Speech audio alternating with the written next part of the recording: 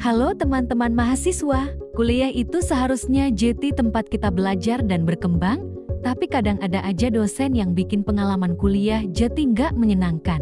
Kali ini kita bakal bahas red flag atau tanda bahaya dari dosen yang mungkin sedang atau pernah kamu alami. Yuk simak sampai habis. Red flag pertama, dosen yang nyuruh mahasiswa bikin artikel buat tugas, tapi malah numpang nama sebagai penulis. Ini masalah serius loh. Jadi bayangin, kamu udah susah payah riset, nulis, begadang buat artikel, pas dipublikasikan nama dosen kamu yang di depan, atau bahkan nama kamu nggak dicantumkan sama sekali. Ini bukan main tren, ini namanya plagiasi akademik. Karya mahasiswa adalah hak mahasiswa. Dosen boleh jadi pembimbing, tapi nggak etis kalau cuma numpang nama tanpa kontribusi nyata. Kalau kamu ngalamin ini, dokumentasikan buktinya dan jangan ragu konsultasi ke pihak akademik kampus. Red flag kedua, dosen yang mewajibkan fotokopi atau print hanya lewat dia, kita nggak boleh print sendiri. Ini jelas ada yang nggak beres. Kenapa sih harus lewat dosen? Biasanya sih ada markup harga atau ada kepentingan pribadi di baliknya. Padahal mahasiswa punya hak buat print di mana aja yang lebih murah dan praktis. Kalau dosen masa begini, coba tanya secara halus alasannya apa. Kalau jawabannya nggak masuk akal, kamu bisa laporin ke bagian akademik atau kemahasiswaan karena ini termasuk pemaksaan yang nggak wajar. Naskah video animasi. Red flag dosen yang harus kamu waspadai. Durasi, 3-4 menit. Halo teman-teman mahasiswa. Kuliah itu seharusnya jadi tempat kita belajar dan berkembang, tapi kadang ada aja dosen yang bikin pengalaman kuliah jadi nggak menyenangkan. Kali ini kita bakal bahas red flag atau tanda bahaya dari dosen yang mungkin sedang atau pernah kamu alami. Yuk simak sampai habis. Red flag pertama, dosen yang nyuruh mahasiswa bikin artikel buat tugas, tapi malah numpang nama sebagai penulis. Ini masalah serius loh. Jadi bayangin, kamu udah susah payah riset, nulis, begadang buat artikel, pas dipublikasikan nama dosen kamu yang di depan, atau bahkan nama kamu nggak dicantumkan sama sekali. Ini bukan main tren, ini namanya plagiasi akademik. Karya mahasiswa adalah hak mahasiswa. Dosen boleh jadi pembimbing, tapi nggak etis kalau cuma numpang nama tanpa kontribusi nyata. Kalau kamu ngalamin ini, dokumentasikan buktinya dan jangan ragu konsultasi ke pihak akademik kampus. Red flag kedua, dosen yang mewajibkan fotokopi atau print hanya lewat dia, kita nggak boleh print sendiri. Ini jelas ada yang nggak beres. Kenapa sih harus lewat dosen? Biasanya sih ada markup harga atau ada kepentingan pribadi di baliknya.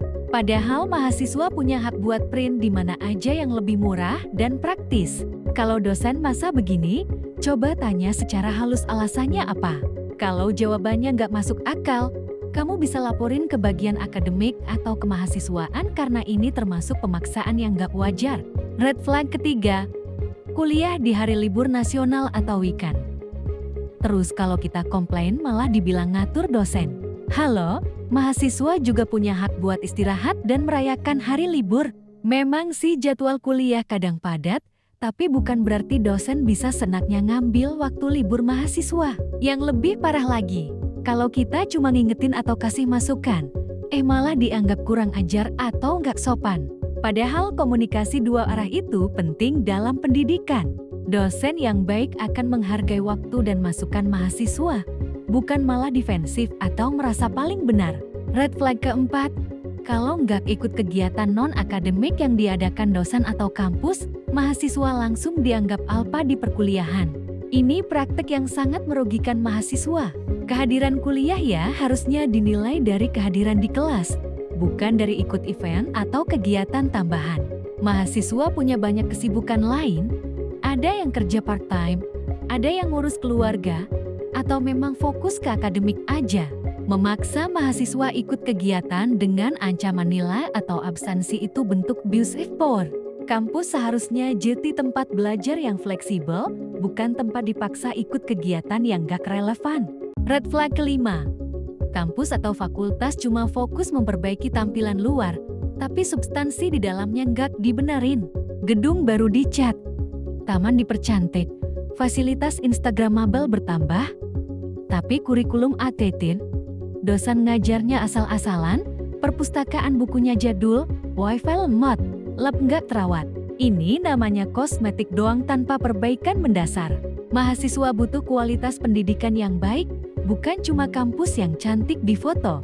Prioritas seharusnya ke kualitas pembelajaran, kompetensi dosen, dan fasilitas yang mendukung akademik.